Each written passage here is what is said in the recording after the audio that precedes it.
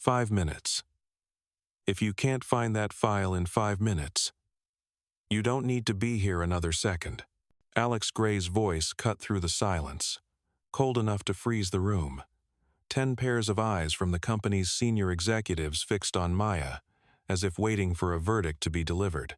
On the large screen behind them, the slide for the most important meeting of the quarter was frozen.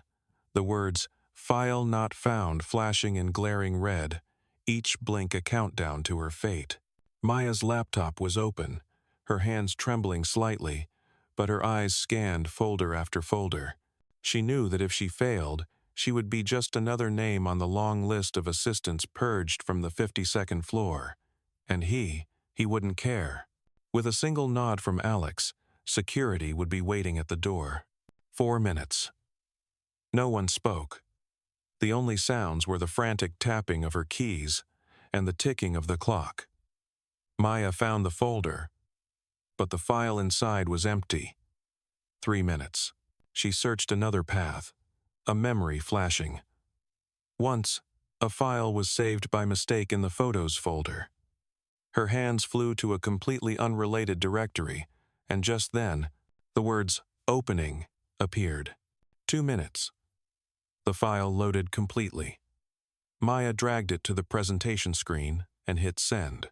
A collective sigh of relief seemed to fill the room, but Alex only glanced at her, gave the slightest nod, and turned to continue his presentation as if nothing had happened. Maya sank back into her chair, her heart still pounding, her palms damp. She understood perfectly it had been a test, and at Collins and Gray, the tests never stopped until someone was eliminated. 3 days earlier, Maya had stepped into the massive glass tower in the city's center for the first time, a temporary employee badge in her hand. She had heard about Alex Gray for a long time, not just as a brilliant CEO, but as a man who had never kept an assistant for more than 30 days. No one knew the exact reason, only that those who left the position carried a heavy silence, as if they had witnessed something they were forbidden to speak of. A security guard escorted her to the elevator.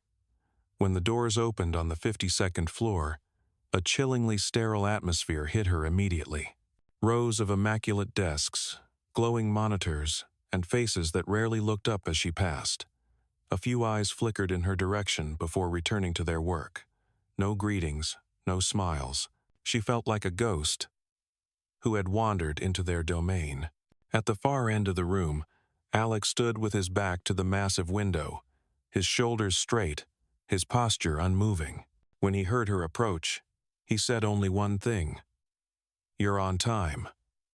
Then, he handed her a to-do list so long it was dizzying. He didn't ask about her experience, her personality, or offer a single word of welcome. The message was clear. If you want to stay, prove it with your work. From that moment, Maya knew she had entered a race where the finish line only appeared for the survivors. And here, the average survival time was just 30 days. She started by sitting at the desk just outside the glass walls of the CEO's office, a position where everyone who passed could see her, but no one truly looked at her. The phone rang almost immediately. A man's voice, raspy, fast, and impatient. "I have a 9 o'clock with Alex. Put me through now." Maya scanned the calendar and saw a vague block between 2 internal meetings. "Please hold, sir. Let me double-check." The glass door clicked open. Alex didn't look at her, only said, "No calls. Tell him 15 minutes." He closed the door. Maya returned to the phone. "Sir, we will call you back in 15 minutes. The voice on the other end hissed, "Who is this? Do you know who I am?" "I manage Mr. Gray's schedule," she replied. "And right now his schedule says no." She hung up before she could register the small smile on her own face. The morning was a blur of commands delivered like orders. Cut the meeting down to 30 minutes. Swap the seating between the CFO and the legal director. Cancel lunch. Have boxes sent to conference room 2. Each request was a precise scalpel cut into an already packed schedule.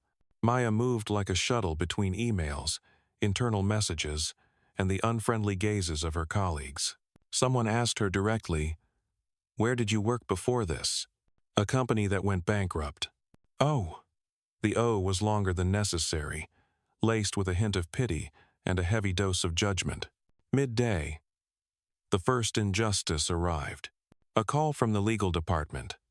The supplemental contract from Greystone isn't in the system. Maya found it in the draft to review folder, exactly where it was supposed to be. Before she could forward it, an email with the entire leadership team CC'd popped up.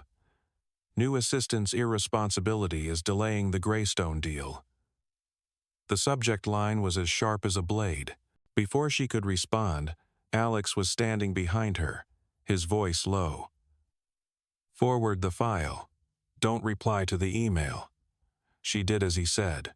A few minutes later, the same legal team lead sent a correction. "My mistake. I overlooked it in the draft folder. Apologies for the misunderstanding." No one apologized to Maya. No one needed to. She looked up and caught a few "I told you so" glances. She looked back down and kept typing. Early afternoon, she found an old manila envelope on her chair. No sender, just the word "urgent" scrawled on it. Inside was a deactivated employee badge and a handwritten note. "Don't swipe your real badge too often. This floor remembers every tap." She froze for a second, then stuffed the note in her drawer and locked it. Behind her, the glass door opened silently.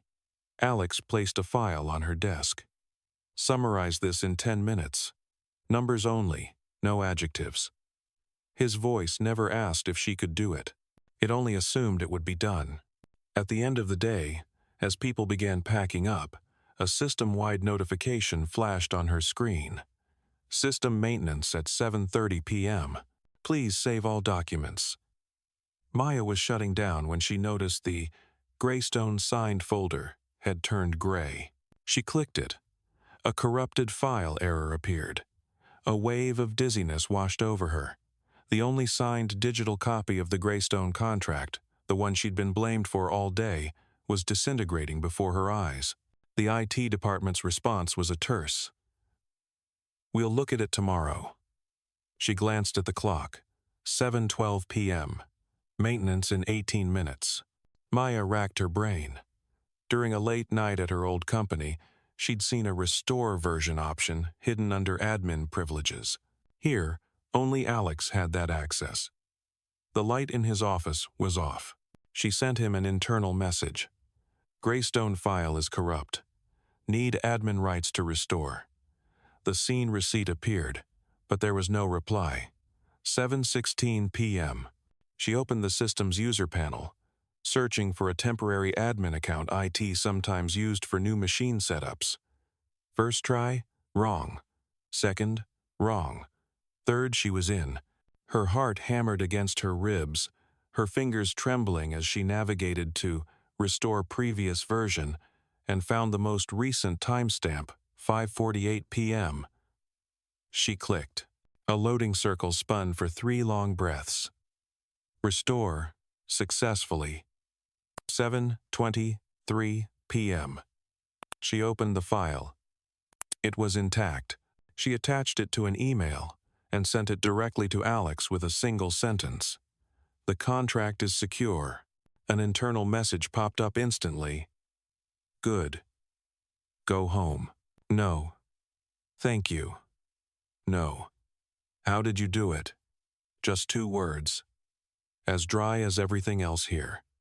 Maya powered down her desk, turned off the light, and stood up in the nearly deserted 52nd floor. Before heading to the elevator, she glanced through the glass in the dark office. The silhouette of a man stood by the window, hands in his pockets, looking down at the city. The streetlights cast a brief, bright line across the bridge of his nose. She didn't stop. The next morning, 3 IT employees were waiting at her desk. "You used a temporary admin account at 7:18 p.m., the one in the middle said, placing a printout of the system log on her desk. "Are you aware that's a violation?" Maya remained calm. "I was aware that if I didn't, The Greystone contract would be lost. I chose the contract. The glass door opened. Alex walked out, glanced at the paper, then looked up. Delete the log. The IT manager blinked. But, delete it. He turned to Maya, his voice even. Next time you break the rules, make sure you win bigger than this. She nodded, half grateful, half unsure of what to feel. For the rest of the day, the looks she received were different, no longer counting down her days, but rather marking her as an unknown variable. At lunch, Alex messaged her. With me. No explanation. They went down to the lobby, crossed the street, and entered a small, quiet cafe. A silver-haired man in a beige suit was already waiting Mr. Han, the head of a major construction conglomerate. The conversation between Alex and Mr. Han flowed quickly in Korean, with Maya only catching a few words. When the waiter brought the check, Mr. Han turned to her and said in elegant English, "Newcomers tend to panic. You do not." She smiled. "I haven't had time to panic yet." He let out a soft chuckle. As they left, Alex said only one word. Acceptable. Ah. Her third day brought a chill colder than the air conditioning. An anonymous post appeared on a financial forum, hinting that Gray's new assistant used shortcuts to get on the boss's good side. No sources, no names. More than 10 mocking comments followed. Maya read it and silently closed the tab. At 10:07 a.m., Alex sent an internal email to all line managers. Unverified external information is not to be engaged with. Any questions come directly to me. One sentence, no room for debate. By the afternoon, the post had vanished. By now, Maya was beginning to sense the hidden tunnels running through the building. Conversations would stop when she walked by. Another envelope appeared in her unlocked drawer, with a hastily scrawled note. Don't use the shared server for documents. The system has eyes. At the same time, Alex placed an unlabeled black SSD on her desk. From now on, Aurelia is off-network. No server. It was the first time he'd said the project's name as if it had always been there. Aurelia revealed itself in cold, sharp documents, convoluted ownership diagrams, asset transfer clauses, draft proposals for post-merger restructuring. Some lines made her skin crawl. Personnel purge without notification applicable below management level. One afternoon, as she scrolled to page 17 of an appendix, her heart skipped a beat. The strategic support section listed a series of unnamed positions, one of which had a job description that perfectly matched her own. An anonymous text arrived at 10:41 p.m., while she was still alone on the 52nd floor. You have no idea where you're standing. Get out before you're dragged down with him. Attached was a blurry photo taken from a high angle in a private meeting room. An angle Maya knew had no official camera. In the photo, besides her own, was Alex's silhouette, leaning over the table, pointing at a line of text, the light catching the hard line of his jaw. She saved the photo to a personal USB drive the size of a fingernail, slipped it into her pocket, and stood up, turning off her desk lamp. The long hallway echoed only with the sound of her own footsteps. The next morning, Alex asked as soon as she set down her bag, "How late were you here last night?" "Almost 11. Who came up to the 52nd floor after 8:30? "No one that I saw." He said nothing more, just pushed a list toward her. 36 partners. 3 of them are fake data points. You sort them. One mistake, and Aurelia cracks. She looked up. "Why are there fake data points?" "Because I want to know who's opening the door from the inside." "Who?" She spent the entire morning combing through each entry, cross-referencing company names, tax IDs, and past transaction data. 3 names emerged like blurred ink stains. Each had changed addresses in a single day, their phone numbers belonging to an anonymous block. She marked them. Alex glanced at her list. Didn't say right or wrong. Only lunch. Just as the elevator doors closed, a young man from internal audit stopped by her desk with an overly polite smile. "I hear you're touching Aurelia. Around here, one wrong move and you're dead." "I don't drink." "Good." He left a nameless business card with an email address like a riddle and walked away. By afternoon, another envelope was in her drawer. 3 photocopied pages of a perpetual non-disclosure, personally binding clause. No letterhead, no seal, but the legal language was real enough to make her stomach clench. Friday evening, the Marlowe Hotel lobby was bright as a stage, but the language spoken there was silence. Alex handed her a name tag that read, Clara Vance, his glance instilling a new layer of ice. Rolf Becker sat in the corner, a cigar glowing between his dry fingers. "Have you ever seen a deal where the participants don't know they're being sold?" he asked, as if making small talk. Maya tilted her head. "The ending is happy for whoever is in the right place." He laughed, led her down to the basement, and opened a laptop for a fleeting second. Phase 3, clear the board. She heard every word. When they returned upstairs, the music was as smooth as if nothing had happened beneath the concrete. Alex stood at the bar, handed her a glass, and asked without asking, "Did he mention her name?" "He did." "And you and I are both on the table. Then let's not let anyone else decide where we sit." Rain lashed against the car window as they left the hotel. On the way back, the traffic lights smeared into long streaks of color. Alex turned a silver, logoless keycard that Rolf had slipped into an envelope. "Use this tomorrow, but never go alone." She nodded. In her pocket, the tiny USB drive touched her fingertips as cold as a piece of metal pulled from the bottom of a river. The morning she used the silver keycard was unnervingly quiet. It opened a side door next to the underground parking of an old office building. The elevator doors slid open to reveal a single, unmarked button, glowing with a faint green light. Alex stood as if he had memorized every detail of this place but said nothing. The doors opened into a low-ceilinged space with metal panels, 3 servers humming softly, and a long table stacked with sealed boxes. A woman with short hair and a gray dress was waiting, offering no introduction. "Drop-offs here, pickups here. No questions," she said, her tone like a note on a package. Alex placed a charcoal-colored envelope on the table. The woman handed back a thin box. "Phase 3, board draft." Alex didn't touch it, gesturing for Maya to check. She pulled on gloves, broke the seal, and glanced inside. A cold wind seemed to blast through her. Names of people to be replaced, the timeline for the vote, a meticulous roadmap she'd never seen in the official documents. In the middle of the page, a line was highlighted in gray, "Contingency, assistance." She swallowed hard. On the drive back, Alex spoke very slowly.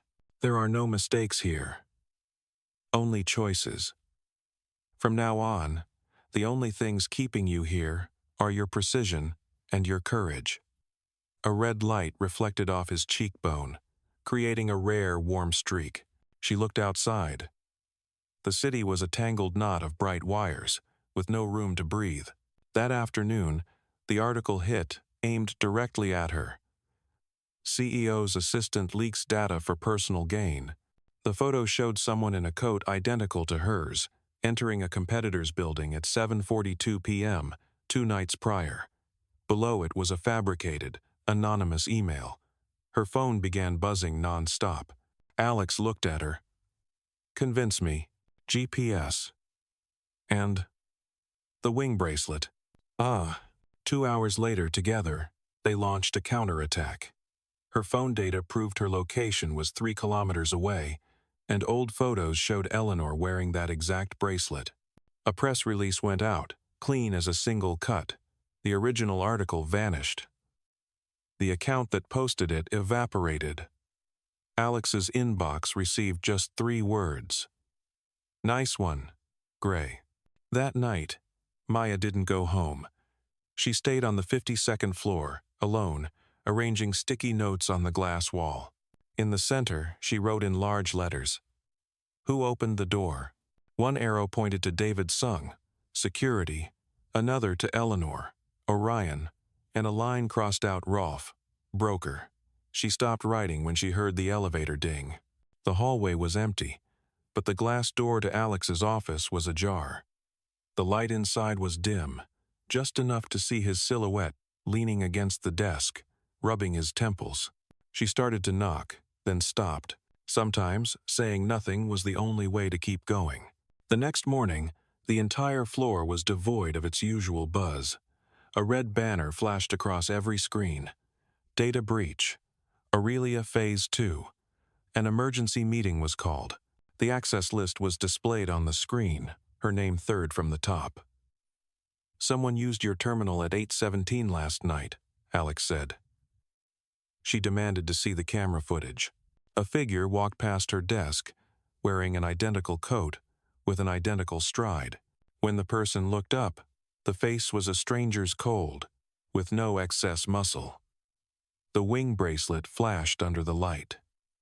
Alex lowered his tablet and addressed the room. "No conclusions without sufficient evidence. From now on, Maya works under my direct supervision." As everyone filed out, he spoke just loud enough for her to hear. "Find her before they move. If you don't, we're the ones who get cleared off the board." Oh. That evening, Maya sat in a narrow cafe, zooming in on the security camera still. The wing-shaped charm on the bracelet glittered. She'd seen it somewhere. 2 days ago, in the 50th floor hallway, the woman talking to the head of security had been wearing it. The cafe door opened. A middle-aged man with dark circles under his eyes sat down across from her uninvited and placed an old business card on the table. "Peter Lang, Internal Investigations, former. Eleanor doesn't like anyone who lasts past day 10, he said, as if discussing the weather. "You have 2 choices. Walk away now, or see this through and forget what fear feels like." Maya asked. "Why are you helping me?" Peter smirked. "Because 5 years ago, Orion collapsed the same way. I stood by and watched. This time, I'm not just watching." The night wind whistled through the doorframe, carrying the smell of rain and damp metal. Maya pulled her coat tighter, looking across the street at the Collins and Gray Tower, a cold block of light in the city. She wasn't thinking about 30 days anymore. She was thinking about the names on the clear the board list, about the eyes that looked through glass as if they weren't real. Her phone buzzed. A text from an unknown number. "Tomorrow, 7:40 a.m., underground parking, level C.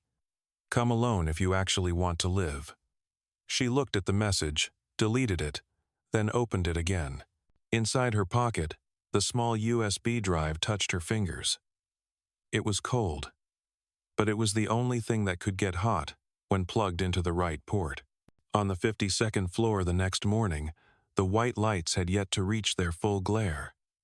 As the elevator doors opened, the smell of fresh coffee mixed with printer paper.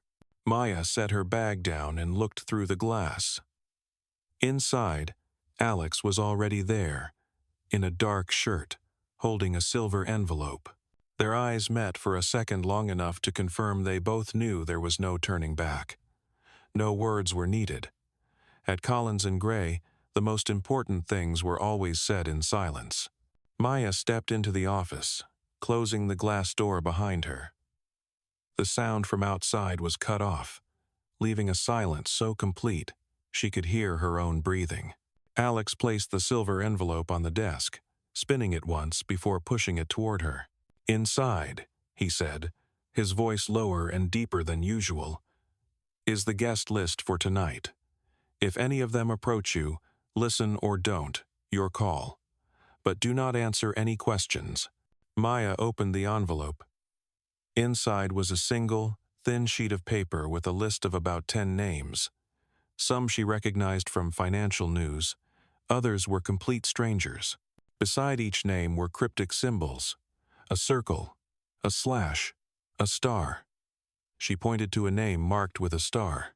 Why is this one special? Alex looked directly into her eyes. Because he doesn't belong to either side. People like that are the most dangerous. They can be bought at any time. Maya folded the paper and tucked it into her jacket pocket.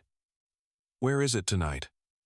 Same place, different floor, Alex said, taking a sip of coffee, his expression still icy. And remember, nothing that happens there exists on any official record. That evening, underground parking level C was so quiet that Maya's footsteps echoed with every step. She walked directly to the designated spot, where Alex stood leaning against a black SUV. Without much exchange, he opened the door and gestured for her to get in. The vehicle left the garage, gliding through sparsely populated streets. The night sky was dotted with city lights, but the farther they drove, the scarcer the light became, until there was only darkness and the headlights sweeping across cold concrete.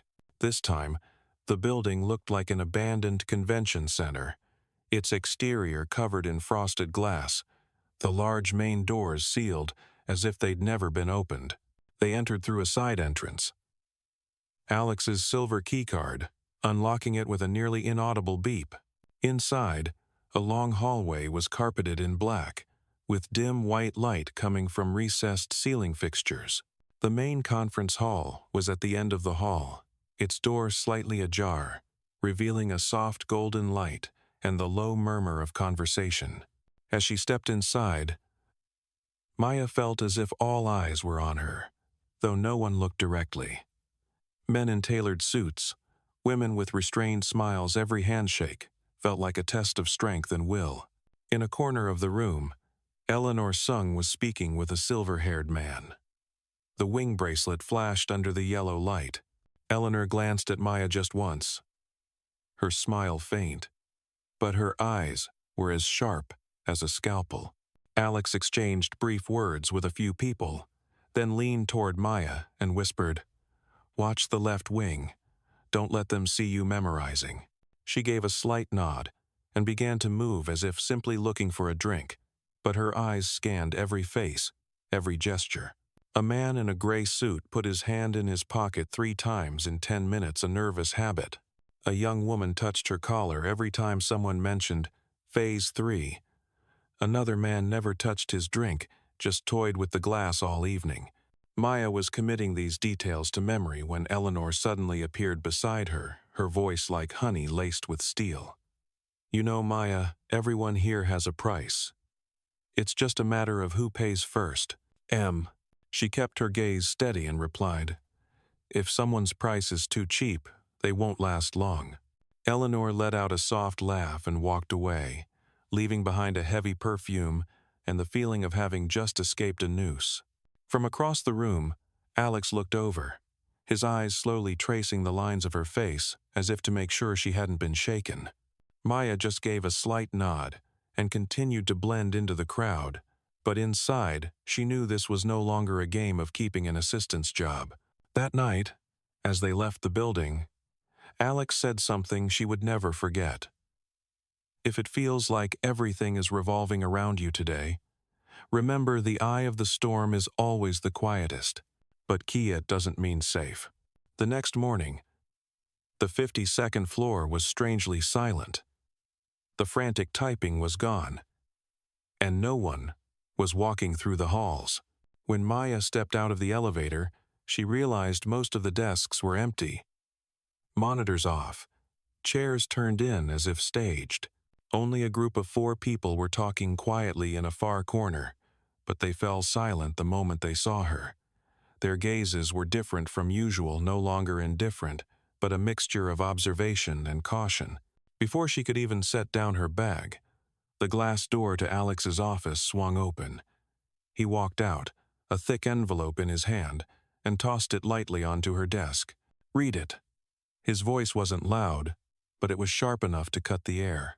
Maya opened the envelope. Inside was a printed email and a stack of documents. The email was from an internal Collins and Gray address, accusing her of using special access privileges to copy and transfer Aurelia project data to an external server, Last night at 9:34 p.m., an accompanying screenshot of the system log showed her login name and a matching IP address. Worse, a clip from a hallway camera showed a figure in a black coat, with a stride almost identical to hers, swiping a card to enter the data storage room. Alex stood with his arms crossed, his eyes never leaving her face. "What do you have to say?" Maya took a deep breath. "I wasn't here last night. I have proof." "Show me." She took out her phone, opened her location app, and showed him her travel history from the previous night. Straight from the office to a cafe, then home, with no return trip. Alex looked at the screen for a few seconds, then set the phone on her desk and tilted his head. "GPS can be faked. Images can't." "And there." Maya narrowed her eyes. "Unless someone intentionally made it look like me." The corner of his mouth twitched, but it wasn't a smile. "Then you have 48 hours to find out who." He turned and walked back into his office, closing the door behind him. All morning, Maya reviewed the entire camera footage from the 52nd floor. At the 9:34 p.m. mark, besides the clip they already had, she found another angle from a storage room security camera. It caught the imposter walking by, but from this angle, the person's left hand wore a charm bracelet with a distinct wing shape. Eleanor. Maya felt the blood rush to her head. But it was just a blurry image. No face, no close-up. Not enough to make a public accusation. She decided to try another angle to get into the original badge swipe logs. From the time she'd saved the Greystone contract, she knew the system stored a temporary copy before syncing to the main server. And that copy was on a machine in the tech floor. That afternoon, she used the excuse of checking a network line to go down there. The atmosphere on the tech floor was completely different, darker, with a mixed smell of machine oil and metal. She found the temporary log server, but it was locked with an administrator password. Footsteps echoed behind her. A deep, raspy male voice said, "You don't belong in this department." Maya turned. It was Peter Lang, the man who had warned her at the cafe. He pushed up his glasses and stared at her. "You're looking for proof, aren't you?" She didn't answer. He pulled a slip of paper from his pocket with a string of numbers and placed it on the table. "Temporary password. It only works once, and if you use it, they'll know who accessed it. So, choose your moment." Before Maya could ask, he had turned and walked away, leaving behind the sound of heavy shoes and the smell of stale smoke. That night, when the entire floor was dark, Maya returned to the tech department. She entered the password. The screen opened, revealing a list of swipe logs. 9:34 p.m., her card had indeed been used. But just before that, at 9:33 p.m., was a log for E. Sung, entering a restricted area only a few people had access to. Maya took a picture of the screen and saved it to her personal USB. She had just pulled it out when a voice spoke from right behind her. "You're playing a dangerous game, Maya." "Oh." Eleanor stood there, hands in her pockets, her eyes glowing in the dim light. "I gave you a chance to leave here unharmed. You didn't take it. Don't blame me if I don't warn you next time." Maya clutched the USB in her hand, said nothing, and walked past her.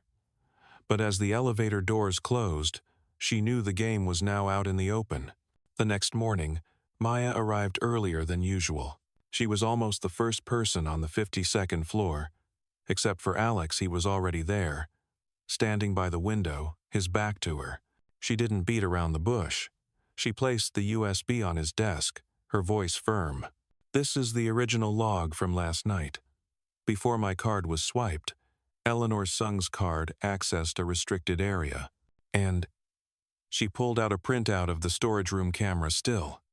She was wearing the wing bracelet. And as Alex turned, his eyes scanning the USB before settling on the photo. No expression, not a nod or the good work Maya had expected. Instead, he asked, "Who gave you the password?" The question made her hesitate. I, uh, found it myself. Alex narrowed his eyes, as if reading every crack in her voice. Your first mistake was thinking I don't know who enters the tech floor at 11:17 p.m. Your second was believing that evidence would keep you safe. Maya clenched her fists. What are you trying to say? Alex stepped closer, lowering his voice. Eleanor isn't acting alone. And if you don't understand the bigger picture, you'll just be a pawn both sides are willing to sacrifice to clear the board. He took the USB and locked it in a drawer, without copying it, without even looking at it. This is valuable in my possession. In yours, it's just a reason for them to get rid of you. A chill ran down her spine. So what are you going to do with it? Wet. NC. That day, the air in the company felt suspended. The Aurelia meeting was moved up to 4 p.m. Attendees: the Collins and Gray Executive Board, representatives from the Board of Directors, and Eleanor Sung. Maya stood in her position as the meeting secretary, taking notes. Eleanor sat across from Alex, a faint smile on her face the entire time, occasionally glancing at Maya as if to remind her that the wing bracelet was still there. In the middle of the meeting, a board member asked a direct question. There have been reports of a data leak from the assistant pool. Does Mr. Gray have a comment? The room went silent. Alex put down his pen, leaned back, and looked directly at the questioner. We have identified the person who accessed the data, but at this time, revealing it would be detrimental to the Aurelia negotiation process. A wave of murmurs went through the room. Eleanor tilted her head, a flash of satisfaction in her eyes. She thought Alex wouldn't name her. But Alex continued, his voice even. I will handle this internally. And to be clear, my current assistant is not involved in this incident. Maya kept her expression neutral, but inside, her heart was racing. Alex had just publicly put himself in direct opposition to Eleanor, something everyone had said no one would dare to do. As people were leaving the room, Eleanor approached Maya. The space between them was just enough for them to hear each other. You think he's protecting you out of trust? Eleanor leaned in, her perfume wafting over. Number. He's just keeping you around until the job is done. After that, no one will even remember your name. Maya looked Eleanor straight in the eye, not flinching this time. Then I'll make sure I do something that no one can forget. Eleanor's lips thinned, her smile vanishing, and she turned away. Late that afternoon, when only the two of them were left on the floor, Alex called Maya in. He opened the drawer, took out the USB, and placed it in her hand. Tonight, take this to the address printed on the paper in this envelope. Don't let anyone follow you. And, he paused, if things go sideways, destroy it immediately. Maya opened the envelope. Inside was an address in an industrial park on the outskirts of the city, a place she'd never been. She looked at him. Will you be there? Alex only replied, Number, and you'll understand why when you get there. Maya left the building as the city lights came on. The afternoon drizzle had turned the streets into shimmering reflections of yellow light. She hailed a cab and read the address from the envelope. The driver glanced at her in the rear-view mirror and frowned. You sure you want to go there at this hour? It gets pretty dark, not many people around. Oh, just go, Maya said curtly, her eyes fixed on the streets blurring past. The car turned off the main roads, and the streetlights grew sparse. Silent warehouses, old signs, rusted roll-up doors. At one point, the driver stopped and pointed.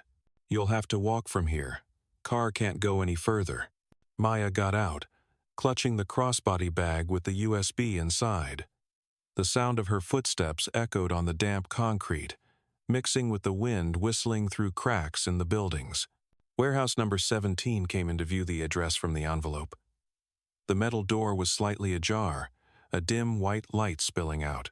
She pushed the door open. Inside wasn't the abandoned warehouse she expected, but a room converted into a miniature data center. Dozens of monitors displayed charts, lists of names, and diagrams of cash flows. In the middle, a silver-haired man sat at a control desk and looked up when he saw her. "Maya Nguyen," he said. His voice deep but familiar. It was Peter Lang. "You're on time." She walked over and placed the USB on the desk. "Alex told me to give this to you." Peter didn't rush to open it. He pointed to a screen displaying a series of company logos. Aurelia and Collins and Gray were side by side, connected by arrows. "Do you know what Phase 3 is?" Maya shook her head. "It's not just a project," Peter said.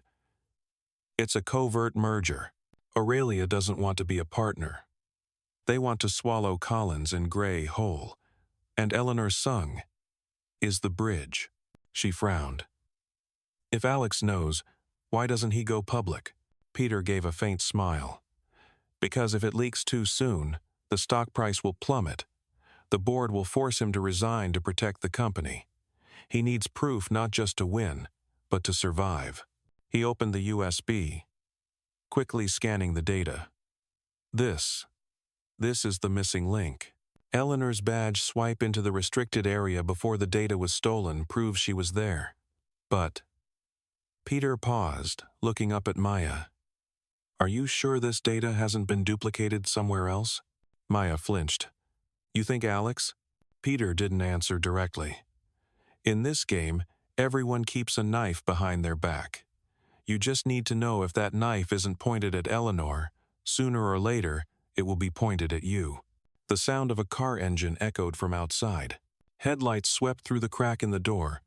Peter shot to his feet. "Too late. Take the USB back. Go out the back door. Don't come back here." Maya clutched the USB and ran through a narrow passage leading to the rear. The sound of the front door being kicked in, followed by rapid footsteps and a woman's cold, sharp voice. "Find her. Bring her to me. Eleanor." She burst out into a lot behind the warehouse, rain lashing her face, her heart threatening to tear through her chest. In the distance, a car's headlights flashed on someone was waiting. The door opened. Alex was in the driver's seat, his voice low and urgent. "Get in." Maya scrambled inside. The car screeched as it spun around, leaving behind the shouts and chasing figures. She turned to him, her breathing still ragged. "You knew Eleanor would be there?" Alex stared straight ahead, his hands gripping the steering wheel. "I was counting on it." The tires screeched on the wet asphalt, sending sprays of rainwater arcing on either side. Inside the car, there was only the sound of the wind whipping against the glass and the steady hum of the engine. Maya sat in the passenger seat, her hand still clenched around the USB as if letting go would make everything disappear. She glanced at Alex. His face was a mask of concentration under the passing streetlights, angular, focused, and so cold it was impossible to guess what he was thinking. But his knuckles were white on the steering wheel. "You knew Eleanor would find me." Maya broke the silence. "But you sent me there anyway." "Why?" Alex didn't answer immediately. He took a sharp turn onto a smaller road, the car lurching, forcing Maya to grab the handle. "Because I needed to know who would react faster, Eleanor, or my people." "Your people?" "Peter Lang." He glanced at her for a second. If he had handed the USB to Eleanor for his own safety, I would have known he was no longer loyal. But he didn't, which means he's still on my side. And you survived another test. Maya looked down at the USB, her breathing slowing. "So everything that happened today was part of your plan?" Alex gave a slight nod, his eyes still on the road. "Not entirely. There was one thing I couldn't predict. Eleanor wants you." That made Maya turn to face him fully. "Wants me?" "Not you personally," he said slowly. "The position you hold. My assistant is the only person with access to most security tiers without step-by-step checks. She tried with the 7 before you. They all quit, or disappeared. You're the first one who didn't run." Maya leaned back in her seat as the pieces began to click into place. And you thought I'd make a better bait than anyone else? No, Alex replied, his voice dropping. I thought you were the only one who could flip this board without sending it crashing down on both of us. The car came to a stop in an underground garage beneath an old, abandoned Collins and Gray office building. Alex killed the engine and turned to face her. We don't have much time. Phase 3 will be activated within 48 hours. When it is, Aurelia will seize control of the company through a covert shareholder agreement. The board will think it's a strategic merger, until it's too late. Oh, Maya held up the USB, the light reflecting off its metal casing. And this is enough to stop Phase 3? No, Alex said flatly. It's just the key to the door. What's inside, we still have to get. Maya narrowed her eyes. And I'm guessing that's in Eleanor's hands. Alex nodded. The original master agreement, signed by her and Aurelia's representative. Without it, everything is just speculation. He got out of the car, then leaned down to look at her. Tomorrow, you're going into Eleanor's office. I will give you exactly 12 minutes. The next day, the 52nd floor was bright again, as if no crisis had ever occurred. Eleanor arrived early, dressed in her usual tailored black dress, the wing bracelet glittering under the lights. She walked straight into her private office, the frosted glass door closing behind her, the blinds drawn. Maya sat at her desk, her eyes on her screen but her mind rehearsing every step. Alex had sent her the layout of Eleanor's office the night before, along with the numerical code for the filing cabinet. The 52nd floor camera system would suffer a temporary glitch for 12 minutes, starting at exactly 10:15 a.m. She had to get in, get the contract, and get out before the cameras came back online. 10:14 a.m. Alex stood up from his desk and walked into the main conference room, calling for Eleanor to join him. We need to review the security provisions in the Aurelia project, he said, his voice calm. Eleanor hesitated for a moment, then followed him, the wing bracelet glinting with each step. 10:15 a.m. The indicator light on the camera blinked offline. Maya stood, grabbing a folder as a prop, and walked quickly toward Eleanor's office. Her hand pressed the door release. It beeped softly. Inside, the room was filled with Eleanor's familiar perfume. Everything was impeccably neat. A clean desk with only a laptop and a small photo frame. Maya went straight to the walnut filing cabinet. She entered the code Alex had given her. The lock clicked open. Dozens of neatly labeled files stood in rows. Her eyes scanned them rapidly, searching for Aurelia, confidential. There were 3. She pulled all of them, flipping through the pages. The first was a summary. The second contained meeting schedules and emails. The third, she saw the Aurelia logo in the corner, the words Master Agreement in bold. She turned the first page 2 clear signatures, Eleanor Sung and Martin Hale, CEO of Aurelia. Maya pulled out her phone and photographed each page, her hands struggling to stay steady as her heart pounded. 10:22 a.m. 3 minutes left. She put everything back in its place, closed the cabinet, and locked it. But as she turned to leave, the glass door was already ajar. A smooth voice spoke from right behind her. "What are you looking for in my office, Maya?" Maya spun around. Eleanor stood in the doorway, her eyes dark. Her lips curved into a smile that didn't reach her eyes. "Did Alex send you in here?" Eleanor took another step, closing the door softly behind her. "I suppose he promised to protect you, didn't he?" "Poor thing. Do you think you're the first one he's sent into this room?" Maya kept her shoulders straight, her voice even. "I was just leaving a document you forgot at yesterday's meeting." Eleanor laughed, a sound devoid of any warmth. "If that were true, your hands wouldn't be sweating right now." She stepped closer, her gaze fixed on the jacket pocket, where Maya had stashed her phone. "Give it to me." At that moment, Maya heard a soft beep from the ceiling camera. The system was back online. Eleanor immediately glanced up at the indicator light, then back down at Maya. "It seems we'll have time to talk later." She stepped back, opening the door, clearing a path, but her eyes were like a blade against Maya's skin. Maya walked out, forcing her steps to be steady, but she knew Eleanor suspected, and from now on, her every move would be watched more closely than ever. Maya returned to her desk, pretending to focus on her computer. Her fingers were still trembling slightly as she plugged her phone into her machine and transferred the photos to the secure drive Alex had given her access to. Less than a minute later, an internal message appeared. "Alex. Storage room. 38th floor. Now." She stood and took the elevator down to the 38th floor, a level rarely visited, filled with old archives and decommissioned equipment.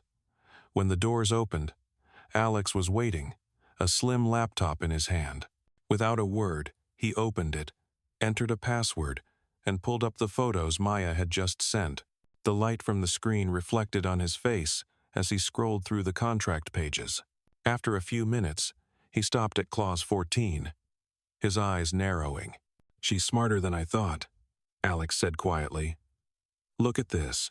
Maya leaned in.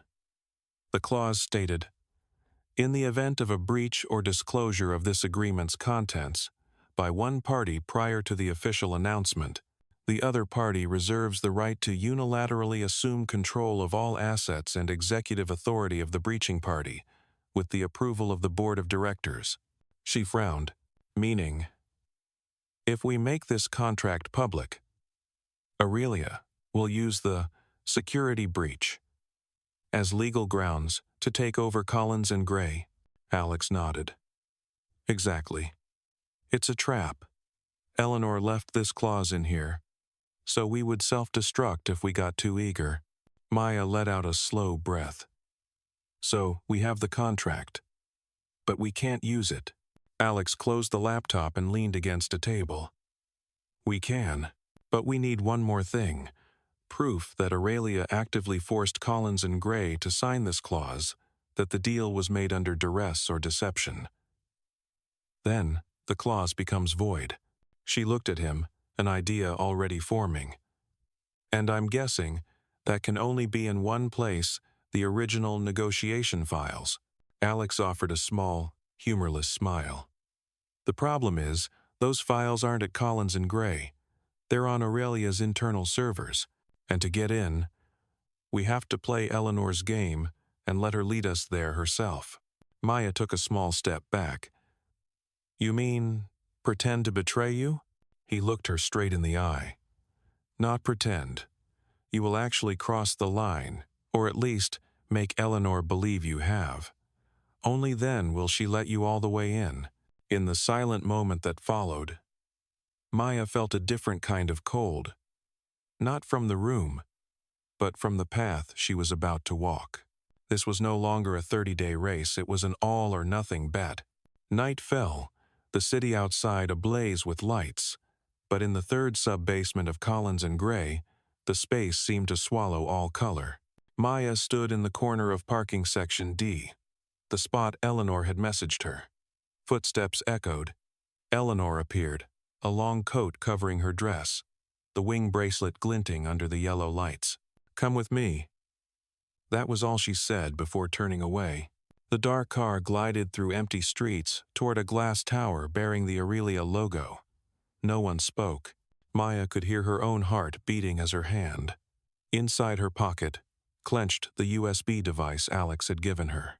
They took a service elevator, passing through 3 layers of security. Eleanor swiped her card, entered codes, each movement chillingly precise. The final steel door opened, revealing a server room, a maze of blue lights and the low hum of cooling fans. Eleanor stopped at a workstation and sat down. "You stand still and watch." Maya nodded, but as Eleanor leaned down to open a folder labeled Negotiation Archive, she discreetly plugged the device into a port on an adjacent server. An indicator light began to flash. The data was cloning. On Eleanor's screen, Maya caught a glimpse of a file name, Negotiation records. Collins and Gray, per A.U. Relia. Inside, besides the contract terms, was an audio recording of an internal Aurelia meeting where a man's voice said clearly, "Put clause 14-inch. If they leak it, we win instantly." Maya's heart leaped into her throat. Just a few more seconds. "Done," Eleanor said, standing up and shutting down the monitor. "You'll soon understand why it was wise to stay on my side." Maya smiled, hiding her relief as the device disconnected. The next morning, in a private conference room, Alex took the USB from Maya's hand. He opened the file, his eyes narrowing as he listened to the audio recording. This is exactly what we needed. And now, he closed the laptop. It's their turn in the hot seat. An emergency board meeting was called. Eleanor sat on the other side of the long table, her expression serene. But when the recording played, her smile froze. A board member slammed his fist on the table. This clause was inserted under duress. It is void. Phase 3 is suspended, effective immediately. No one said anything more. Eleanor stood and gathered her files. As she passed Maya, she stopped and whispered, "You won the battle, but the game is still on the board." 3 days later, the 52nd floor was bright again, as if the storm had never hit. Alex walked over to Maya's desk and placed a new employee badge on it. "The temporary is gone. You belong here now." Maya looked at the badge, then out the window at the city, stretching out in the morning sun. She knew Collins and Gray would never be a safe place, but this time, she hadn't just survived 30 days, she had become part of the game. And on this board, Maya would never be a pawn again.